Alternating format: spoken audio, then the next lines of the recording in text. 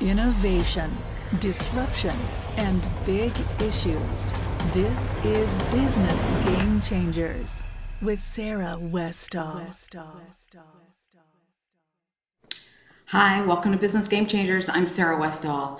Today we are going to be talking with Èzili Dantò. She was the lawyer for the president of Haiti. He was the only elected president, democratically elected president in Haiti's history, from what I understand. And she was his attorney. And she's going to come on and talk about what happened in Haiti and how Haiti's being taken advantage of and all the details.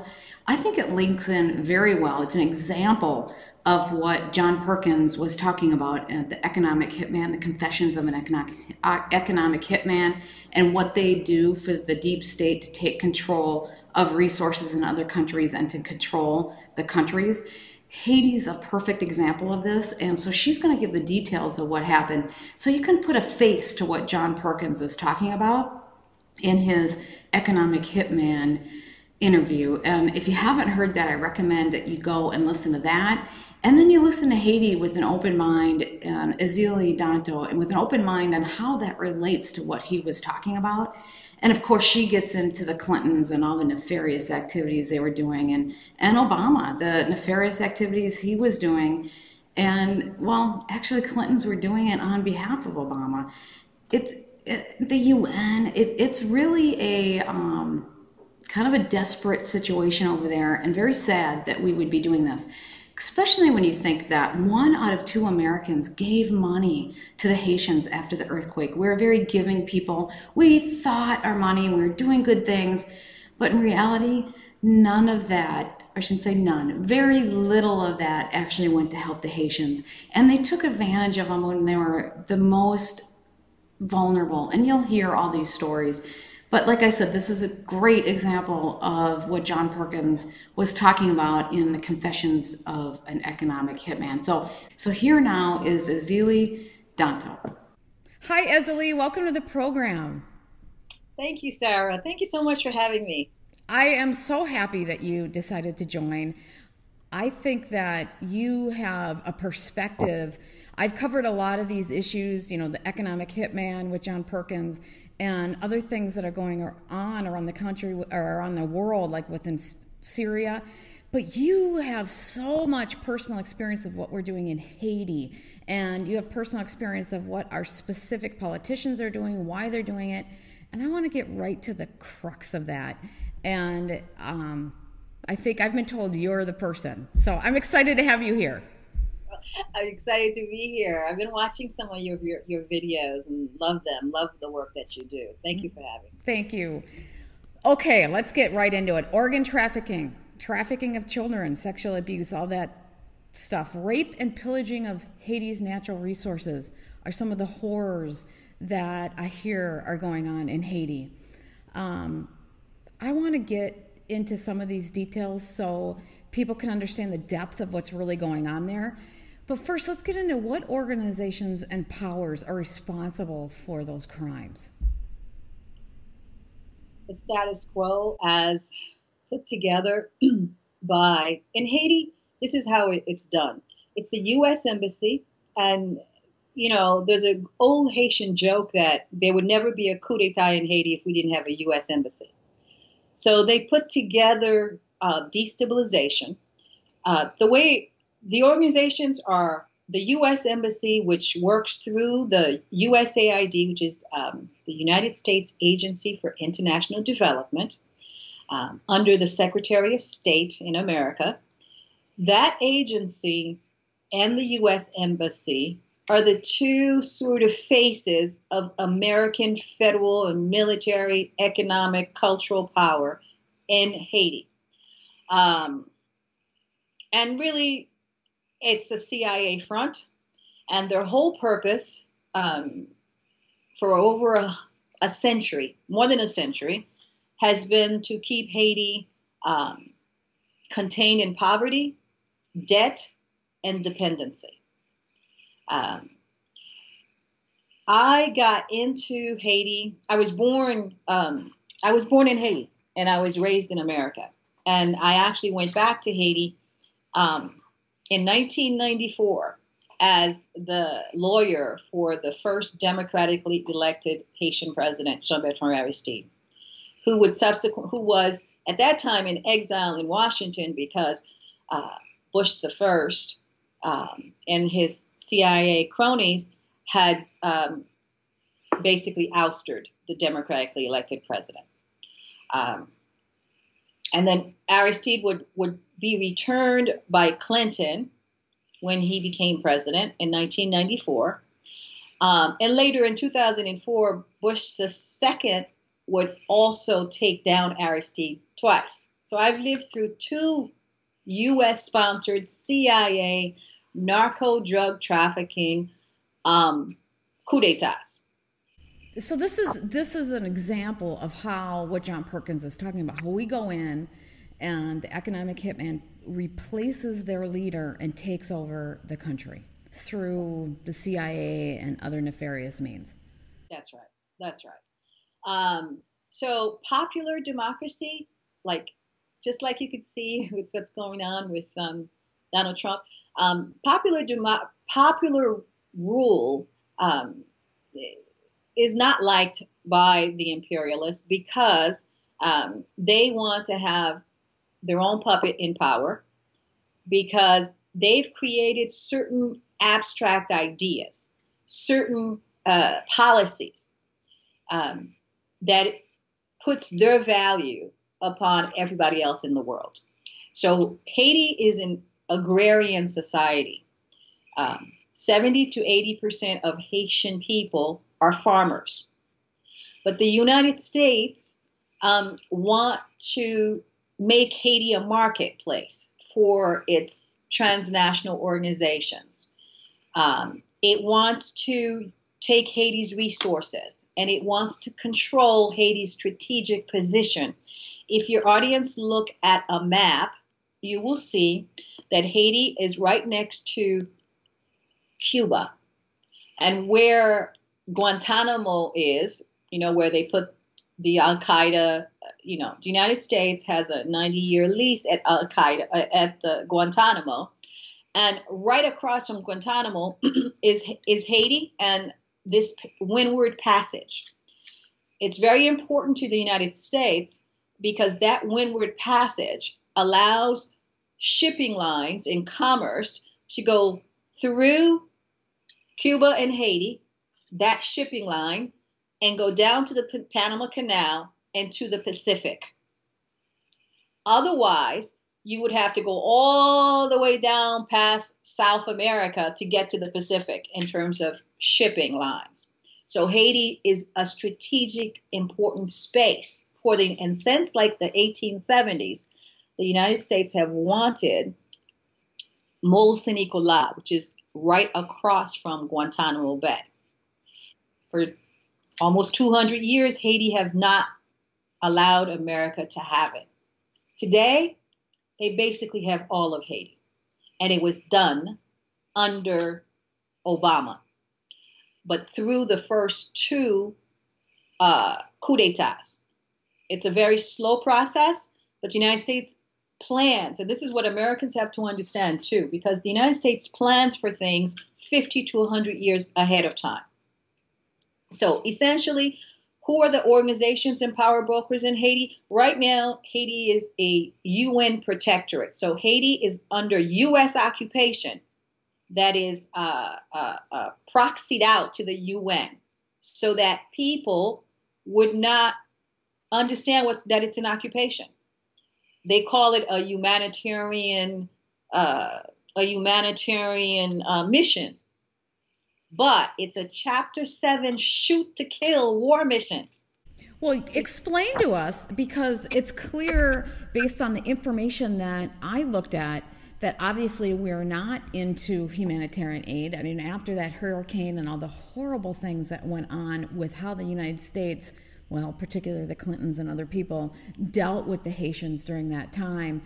Can you give us specific abuses on the ground that's going on that clearly shows that we have no interest in humanitarian principles there at a large, but now the average American does. We sent a ton of money to the different foundations to help the Haitians, but people don't realize that money didn't go to help the Haitians. It went to a lot of other nefarious activities, and we just aren't doing humanitarian aid like we should be. Like we say, we don't have integrity. We're not doing what we say we're going to be doing. So can you explain what's really going on the ground with, organ trafficking, child trafficking? People understand taking resources, so I want to get into that as well, but we do it in ways that are more nefarious. We take advantage of people, and I want people to see that. And so if you can put a face to that and what we're doing in Haiti, that would be great. Well, Haiti is special because it was the first to to go into combat with the European powers and abolish slavery. So it's very, very important in that way. So Haiti abolished slavery in 1804. And so it's the second republic in the New World since the New World began. Okay, this is not to discount indigenous cultures that were here before, but Haiti was the first place that the European came and enslaved people in the West. The very first place. It has always used the humanitarian pretext to enslave. That's just what they do. They use the humanitarian pretext to enslave, to take resources, and to dominate. So in this circumstance, when I came into the picture, like I said, Clinton returned. So Bush the first got rid of Haiti's democratically elected president.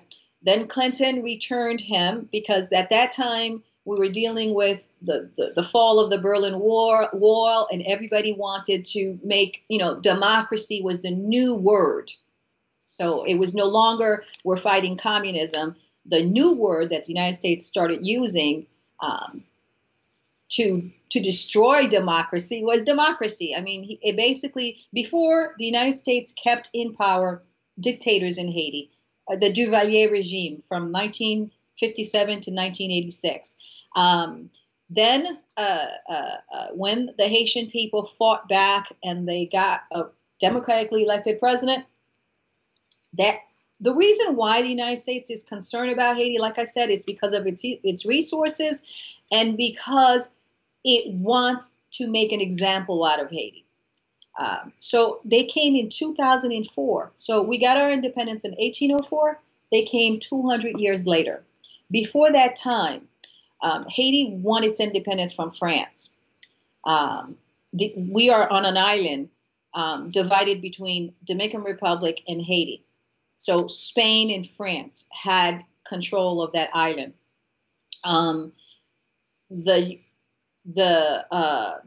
Haiti has all those resources that they want. They didn't like the fact that President Aristide had sort of gotten rid of the Eurocentrism that had been put into Haiti by the folks and the puppets.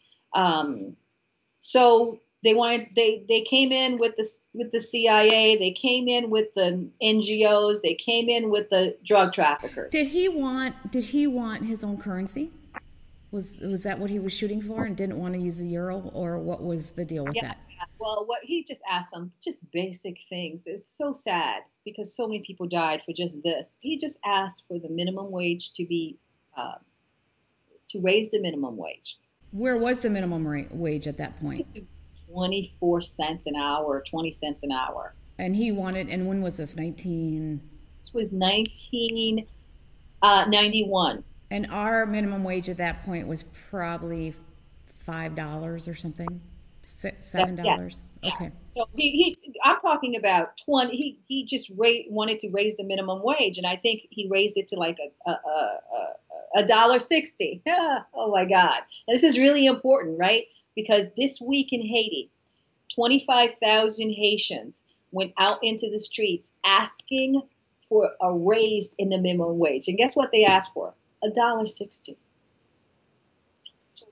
For 20 years, the United States Transnational Corporation suppressed the Haitian minimum wage. Suppressed it. They had 2 coups d'etats to stop it. And we're talking about $1.60 a day. That's what they're asking for. It's 800 goods. But that's what Aristide had done back during his administration. And that so riled up the United States because the United States uses Haiti as a bargaining chip. If it wants to get something from China or from Taiwan or Bangladesh, it'll say, hey, listen, okay, we control Haiti. We will give the jobs there as opposed to here. So you better keep your minimum wage at 20 cents. So these are the things that it does to us. That first coup d'etat cost about 8,000 Haitian lives in 1991 to 1994. And about 70,000 Haitians left because of the killings. And the United States interdicted them, and they were put in Guantanamo Bay. So before Al Qaeda, Haitians were the ones put in Al Qaeda in Guantanamo Bay. They were experimented on. They were given men were growing breasts. They just used them in all kinds of ways. You're kidding me. So that we took them and did experiments on them, and do you have documentation to prove this? Yes. I mean, you just Google it. This was Guantanamo between 91 and 94. They put Haitians where they now put the ISIS, Al-Qaeda folks. Okay. And these were just poor people who the house was burning. I mean, the United States trains the Haitian army. And the Haitian junta, his name was Raoul Cedras. He was trained in Fort Benning and by U.S., just like they train all the Central American officers. And then they also the CIA trained a group called FRAP, which was a death squad. And they were just killing people. If you were Lavalas, which was the political party of President Aristide, my former client, they just were killing you and intimidating you. And what did you do? Because you were at risk too, right? I mean, because you were his attorney. Yes. But I was in the United States. I met him in the United States. Okay. So in 91, around 92 is when I met him in the United States. He was in exile, right? Haitians came together with a lot of different people, and they pushed and pushed and pushed. And one of the promises of Bill Clinton was that he would bring back democracy, and he would give due process to the Haitian to the Haitian immigrants that were put in this prison without a hearing. As you know, international law requires a hearing to see if there's some reason, if there's a political reason that you fear for your life that you're running. And under international law, if there is a political reason that you're running from that space, you're supposed to be giving asylum. But Haitians at that time were not given asylum. And this is in direct contrast, for instance, to the Cubans. So it's all politics. It's not human rights, okay? So the Cubans, the United States had an embargo on the Cubans. They didn't control their politics. So if a Cuban left Cuba and stepped foot into America, they were allowed in.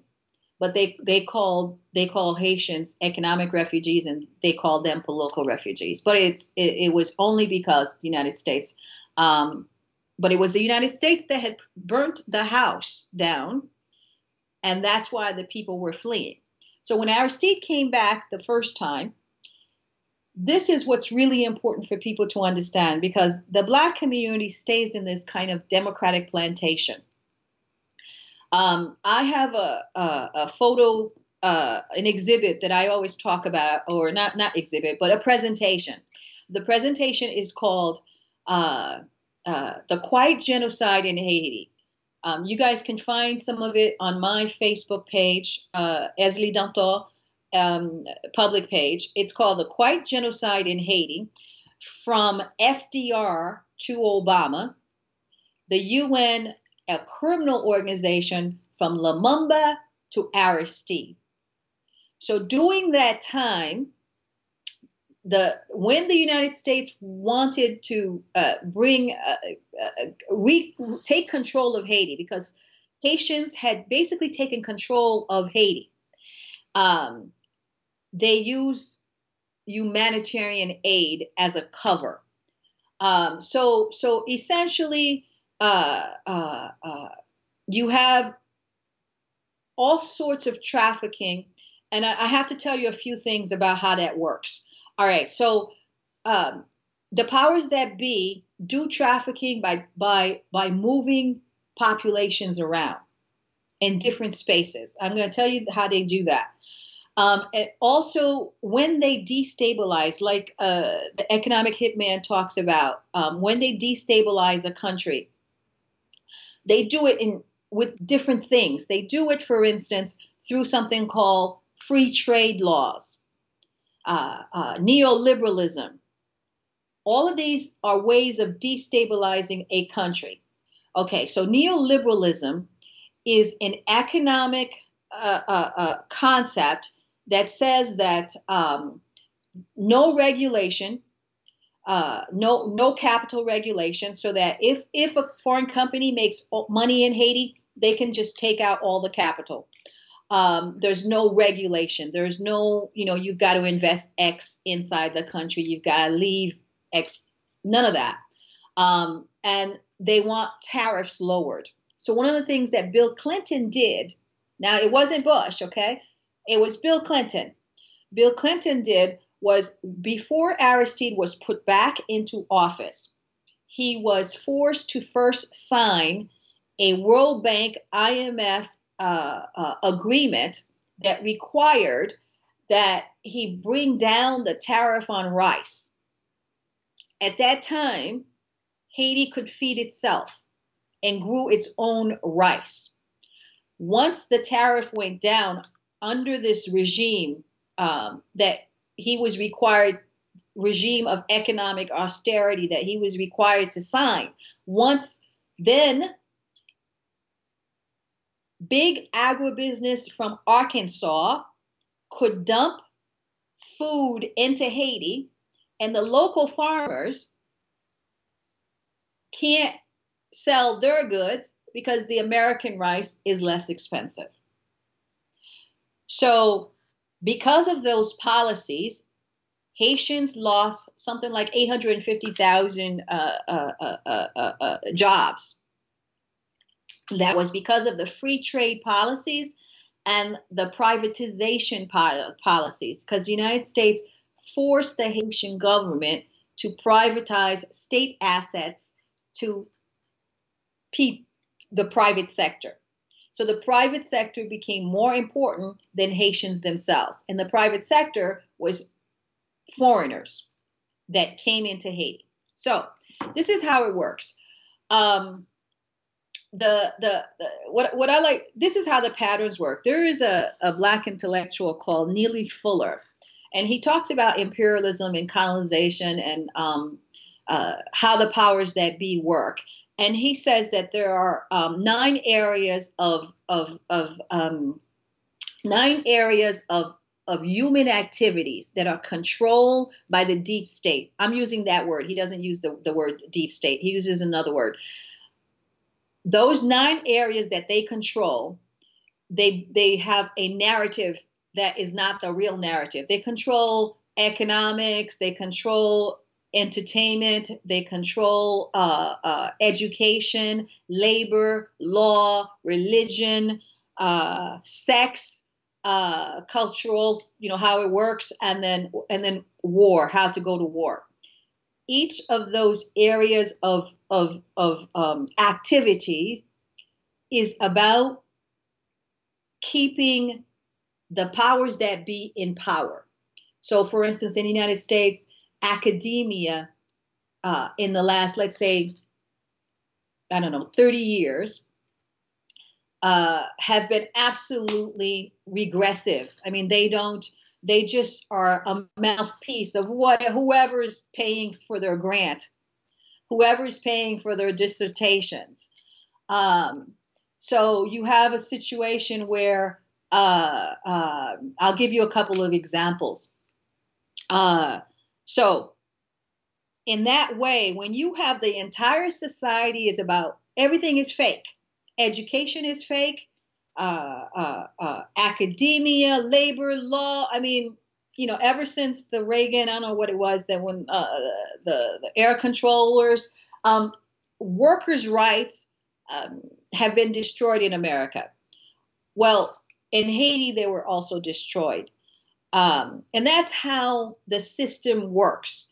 It controls the narrative, and so it controls the mainstream media. Now, I'm a lawyer, went to Haiti. Aristide had asked me, did I know any other lawyers? At that time, I was doing entertainment law. And I had no intention of spending my life here. I thought I would just go to Haiti, be of assistance, because Bill Clinton actually said he wanted Haitian Americans to go down to help. And so I created an organization called the Haitian Lawyers Leadership Network. And the reason I did was for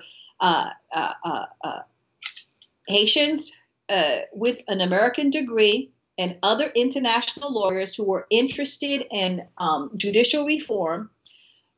If Aristide went back, what we were going to do was give our services 2 weeks at a time for free to help legislations, to help write legislation, to talk to the victims of the coup d'etat, and give them a process of reconciliation and healing, and to have something called like the we don't have a defense bar in Haiti. So that's what the Haitian Lawyers Leadership was about. But when I got to Haiti, the United States Agency for International Development said to me that I had to work for them. I could not work for the president of Haiti, because they were only going to fund NGOs. So if United States is only funding NGOs, and they control the NGOs. The NGOs are a non-for-profit that after a year goes to the UN, meets some requirements, and they're called non-governmental organization. But this is what the United States uses all over the world, these non-governmental organizations, to destabilize civil society and create civil society, George Soros civil society, and replace, like I said, the public. So when I got to Haiti, thinking that I would do, this was a great victory because Haitians worked so hard for the 3 years that Aristide was in exile to bring him back. But essentially what Bill Clinton was about was re-imaging the death squads as civil society, just like they did in Kosovo with the Kosovo death squads. They re-image it. They re-image the people that had done the coup d'etat and gave them NGO monies and tried to present them as real, legitimate politicians. So the people that murdered Yes. 8,000 people, nothing happened to them. They actually were rounded up, given money, and now we're controlling a lot of society. They were that's what the Bill Clinton return Aristide was about. I'll give you an example. There was a guy named Toto Constant. He was the head of FROP, which was the death squad during the coup d'etat years. They were massively raping Haitians, massively, and they were all trained. What do you mean by raping? Raping Haitian women. If you really raping? Raping, yes. Yeah, okay. Massively. These were the death squad, FROP, okay? I remember being in Haiti, And the U.S., and this was like the return, Aristide had just returned, and we thought we were going to do something so totally different, that we were going to have community policing, that we would, I remember the U.S. ambassador held a press conference, brought the head of FRAP, that was the death squad, who turned out, if your audience wants to you can Google 60 Minutes CIA Total Constant.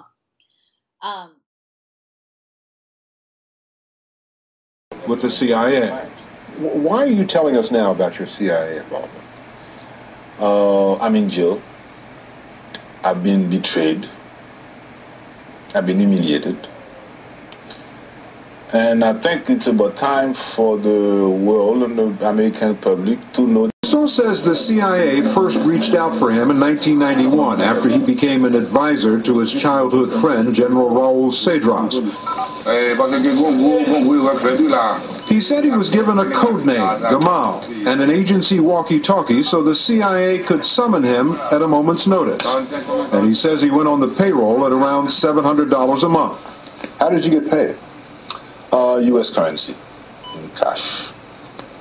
From the Station G? Yeah, from him. And early on, he said the CIA encouraged him to provide damaging information about Aristide. Turn Aristide as president. But undercover, working as a secret ally of the CIA, whose officers, he says, didn't want Aristide back. But what you're saying is that the White House had one policy. People, to frighten people, and he has to kill people. And I was meeting with the CIA on a regular basis. We had an understanding, we had an alliance. So if I'm guilty of those crimes that they're accusing me of, the CIA is also guilty. Because they knew what you were doing? Because they knew exactly what I was doing. The United States brought this man who's responsible for the killing of, like I said, 8,000 or more people. And he had a press conference, and he says this guy is a legitimate politician. He's going to run for election in the next election. The people ran the man out of the country and said no, of course. At that time, Lavalas, the movement for against dictatorship in Haiti, was really strong. And the world was different than it is today. So they ran him out. And guess what? The United States, who would not give asylum to Haitians who were fleeing the death squads of Total Constant, gave Total Constant asylum. He ended up in New York. And I'm a New York lawyer. So he ended up in New York, right in our faces. All right. And this was a guy who had committed war crimes. Do you know Total Constant is now in federal prison, but he's only in federal prison because he was involved. All right. The other thing to understand is Haiti is a drug transshipment point. Because we have no big European father, because we are alone and took our independence by beating 3 European nations, we beat the French, the British, and the Spanish in combat. Slaves. First time it's ever been done. So in the 15 Caribbean nations that there are, we are the only one that doesn't have a colonial parent. The United States, of course, embargoed us for over 60 years, longer than the Cuban embargo. So when Haiti became a nation, Jefferson, who was raping Sally Hemings daily, essentially said that we can't have this, and we had an embargo. The embargo isolated Haiti. So as a new nation, if you can't trade, it's very hard to grow. So the people did self-sufficient farming. They did not. That's what we did for all these years. So the embargo that Jefferson put on Haiti didn't come out of Haiti until 1861, when there was the Civil War. And I say all this to say that when Aristide went back to Haiti, the United States essentially was re-imaging these death squads, re-imaging these Duvalieres, okay? And the people was fighting it. So from 91 till today, the people fought hard. But today, all the Duvalieres are back in power. All of them are back in power. But it took 2 coups d'etats. So the first time when Aristide came back, here I'm in Haiti. I have a list of Haitian American lawyers that I had, had my whole office put together. And folks were excited about trying to, but at that time, the United States ambassador said to me, essentially, I had a conflict of interest. I guess they felt I was competing with their NGOs. I said, but, we're a voluntary organization. So they kicked me out of Haiti. That was my own, I was an American. Congratulations. That means you were doing something, right? So let me ask you, when you went in there, you're an entertainment lawyer. You're like, I'm just going to go and help a little bit, give back. And then you saw all these abuses. Did you just get emotionally sucked into the situation and now it's your life passion? That's what happened. There was something else happening in America at the time too. By 96, the entertainment industry had gone the narrative that they were putting out was all this stereotype. It was destroying the Black community, and I could not be. I was putting young artists on what I call the plantation at that time, and I just could not do it anymore. And I thought I would do something more. Go to Haiti and do something really, really good, really about social justice. So your little balloon got burst. Your naivety, like everybody else. I mean, you go into the world thinking, I'm gonna go do good. I was gonna do good. I could not stay in the entertainment industry. By 96, it was the misogyny was so heavy. I could not stand behind what the music had become. The apartheid in the music industry was tremendous. And as a militant, as an advocate, after the death of Tupac and Biggie, and I used to represent members of Public Enemy and some of these guys, I just could not participate in that misogyny. I could not participate in what I saw happening with the mass incarceration process. So when Aristide was in exile as a writer, I wrote this piece called Haitian Women Live No More. And when I wrote that piece, he asked to meet me, and that's how that happened. But when I got to Haiti, it was so amazing because I had always been Black, and then they changed names. I was African American. Then when I got Haiti, I was Haitian American. Like, okay, all right. So there's all these kind of hyphenates about you that didn't, that I was trying to figure out, what does this mean? So when I went to Haiti, it was the U.S. ambassador who basically said, we got to figure out a way to get rid of this woman because she's coming in with 250, a list of 250 Haitian American lawyers who are, at that time, that's what I had, who are licensed to practice law in America. That's really scared the hell out of them.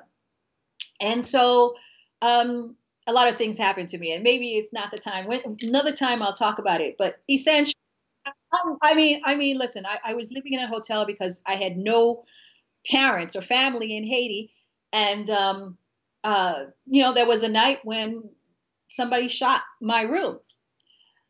So all those things happened to me. And I ended up coming back to your life was in danger and you needed to protect yourself. The United States takes this, the CIA and the intelligence folks are very specific about what they want in Haiti.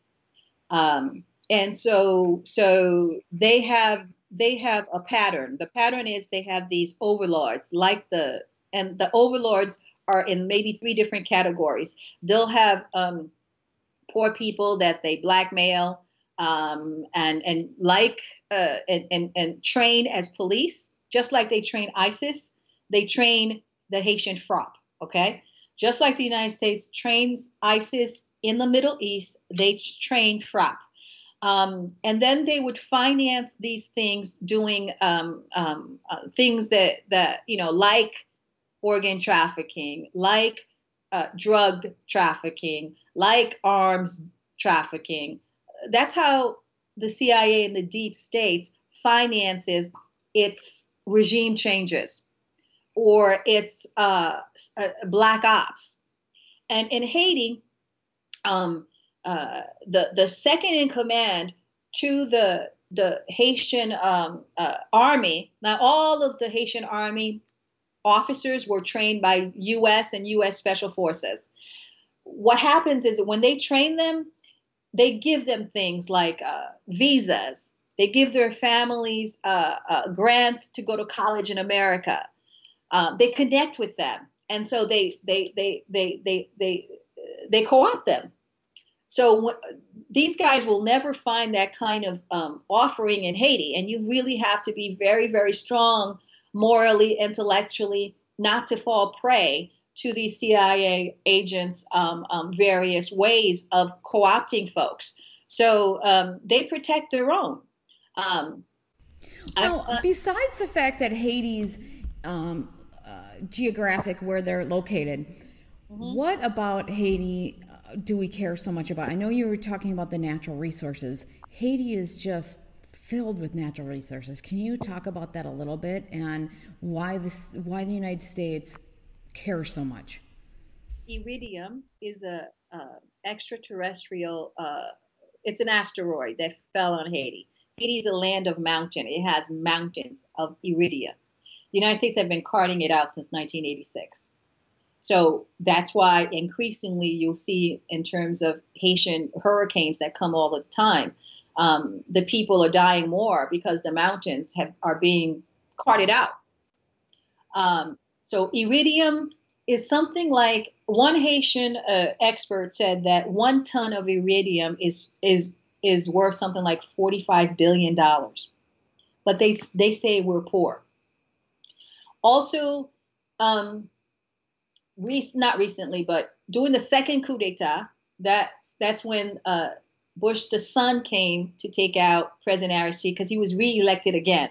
So he was elected, brought back, and when he was brought back, Bill Clinton made him sign that you're elected for a 5-year term. He was taken out like his first 7 months. But when he brought back, they told his time and said, no, they didn't told his time. They basically said, you can't go retroactively and do your 5 years. So when Aristide went back the first time, it was on the condition that he would sign all of these IMF, World Bank loans and privatization stuff, and that he would leave office within a year. So, and then he didn't come back until another 5 years. So Aristide was elected back in 2000, and the United States took him out in 2000. He went into office in 2001. They took him out in 2004. He only had 2 years to go because they needed to control and destroy Haiti. How did they take him out? Another CIA-backed, and this one was really bad. This one, by that time, I knew what I was doing. The first time, I really didn't know what I was doing. I was just new to it, and everything shocked me. What the United States was doing just shocked me. These are wealthy, educated folks, and I had come from that kind of thinking that if you're educated and you have resources and you're wealthy, why would you kind of pummel helpless people? And that's what they do. They pummel Haiti. So the way they took him out was they financed, FROP had been disbanded. They financed a group of people in the Dominican Republic, the way they do like Sudan when they wanted to, the way they do Syria. They financed a group of ex-FROP because when Aristide went back, he demobilized the Haitian army because the Haitian army was the source of all of our coup d'etats. So he demobilized them. So when he went back in 2004, and like I said, in 1994, he demobilized the Haitian army. The United States hated that because it had all its ranks of officers. So the second time, what the United States did was they took a group of, it was led by a guy named Guy Philippe, who is now, he's a drug trafficker. He's awaiting sentencing right now in Miami court. Okay. They use these guys, and then when these guys like Noriega decide to do something that's not part of what they want them to do, then they'll face a life sentence in Miami for drug dealing. So essentially, and these Haitians never learn those just never learn. So the way that they did it was they financed Guy Philippe and a group of what they call rebels in the Dominican Republic, gave them arms, and the arms comes from Israel. I remember when they were Uzis. Now there's something called Galil, Galil. They're a form of assault rifle. It's made. The Galil is made in Israel. They provide them with arms. They provided them with funds, and they had them come in and they were like doing guerrilla warfare against the Haitian police, the real Haitian police that Aristide and the Haitian people were trying to do. We wanted to have, we know we can't do an army. How are we, this little island that's smaller than Rhode Island. How is that going to, do anything? So we're going to have a mobilized community police. But the United States financed these groups. They shot they kept coming in and shooting the Haitian police until eventually in 2000 they were doing this like for a while and creating all sorts of destabilization. It was very intense. The way they destabilize a country, besides the military part, where they'll finance folks like Guy Philippe and Guy Philippe's people in the Dominican Republic and have them come in and shoot policemen and try to take down Aristide. The other way they do it is they create these George Soros civil society groups that will say that Aristide is a dictator. And then they'll finance, and the group that does it, it's called the International Republican Institute. It's part of the National Endowment of Democracy. It's an NGO that's run by the U.S. Congress, both parts of the duopoly, and their whole purpose supposedly is about democracy. But IRI, the International Republican Institute, was run by McCain, and in 2000, they financed these same Duvalieres to say that Aristide was a dictator. Aristide was denying them human rights. And then they had Reuters, all of the mainstream media, AP, whatever, just keep repeating it over and over and over again. To this day, people actually think Aristide was a dictator like Duvalier. It's the same. They did the same thing. And he wasn't. He was really trying to help his people. Yes. I'll tell you, in 2000, when Aristide became president, the thing that really made them mad was that he asked for the independence debt back. In addition to bringing up the minimum wage, he had done some pro-Haitian culture things. Here they are. When we won our independence, like I said, we won it from France, but we had to fight all these other nations, Britain and Spain. So essentially, the Jesuits came back into Haiti. They were the first humanitarian. Okay, so remember I say that right now Haiti is under occupation behind a humanitarian front, and that humanitarian front is run by the UN. Okay, but it is also run. Okay, all the NGOs get their designation from the UN. They're called non-governmental organization, but like the NDA, or IRI, they are governmental. they have a particular partisan interest. So this humanitarian front continues to cover for the terror, the organ trafficking. They participate in it, as a matter of fact. So are they actually, do they control it? Do they act like they're a humanitarian front? All this stuff is going on, so they're a cover that enables it to happen. That's right. That's right. So is Haiti really used as this outpost of crime? I mean, for children, for drugs, for... Yes. It's an international crime scene. I tell you, it's easy for the CIA because, they use our, okay. Haiti is a black nation. Everybody knows that. We were a nation that was put together by enslaved people. So the United States had to change that in some way. We had a 19-year U.S. occupation from 1915 to 1934. They essentially put Haiti back in slavery during that time. Haitian, of course, fought back, and we ended up, getting rid of the occupation. But this second occupation started in 2004, on our 200th anniversary, and it's going on now for 13 years. But it's not a direct occupation the way the first one was. The first one was very direct. America knew there were Marines on the ground in Haiti. They learned from that. They don't want public opinion or public eyes. They don't want public eyes in Haiti. They don't want white folks like you to understand what's going on. I'll give you an example. If you look anywhere on the internet, you see, I say, what does Èzili Dantò do? Èzili Dantò exposes the media lies about Haiti. People are given a narrative, an official narrative. That official narrative keeps them from going to Haiti and seeing what's going on. That official narrative also allows NGOs to raise money.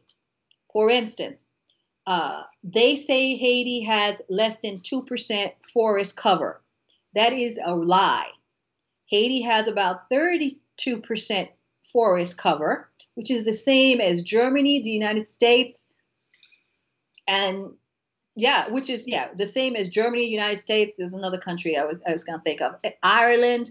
But development agencies will use this lie to go raise money and say they're planting trees in Haiti.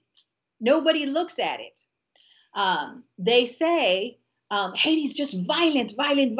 Okay. The country next to us, Dominican Republic, is almost 4 times as violent as Haiti, but they don't have a UN occupying force. Haiti's violent rate right now is 10.2. When the UN came into Haiti in 2004, let's say 2006, our violence rate was 5.7 over 100,000. That was our violence rate, and it was equal to that of the United States. But we had a UN shoot to kill. So they make you think we are just cannibals, that we are going to, and that narrative allows them to make money, raise money, and commit all kinds of crimes.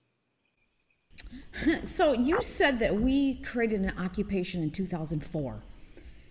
That was under, so you said that we take 50, 100 years. I'm sorry, go ahead. No, go ahead. No, ask your question. So it was a 50, 100 years. So all the presidents are in sync with this, whether it's Clinton, Bush, or Obama, they just push it through. Yes, except that my analysis is that it's worse for Black folks, both in the United States and in Haiti, when it's a democratically elected president in America. And the reason I say that is, let's look at just the facts, right? Obama, for instance. Like I said, I go all the way back to FDR. FDR was, lionized in America because of the New Deal and so forth. But he was known, and you all can just Google it, he was known as the Butcher of Haiti. Well, I just did a report on the Great Depression, and there was a lot that came out on FDR and what he did here, but it was really covered up with PR. But the Democratic Party was the party of the Ku Klux Klan, and they were the racist party up until recently. And the Republicans were all about civil rights. So there's some weird shift that turned. Yeah, they say it was that phone call that Kennedy made to Martin Luther King. It just like switched things. So all the people switched because of one phone call between two people. That's what it's right. Yeah, in my experience, I call them the duopoly. The duopoly is equally imperialistic. Agree with that. The establishment is not looking out for the interests of the masses. It's looking out for its own interests. But the reason why the Democrats are worse for the Black community is that they get away with more because of the narrative.